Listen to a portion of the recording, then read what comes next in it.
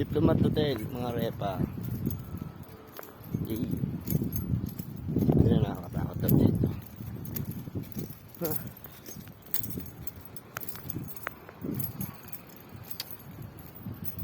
Fresh natin mga mamen Dalawang araw bago maligo kasi napakalamig dito.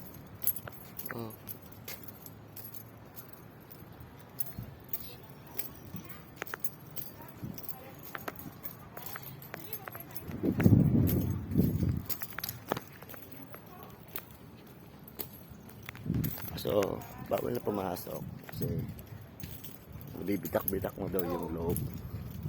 So, for the history, hindi siya pwedeng galawin ang labas. Tanging loob lang pwedeng galawin. Kaya hindi na sa nagkapapasok. Ikot lang tayo.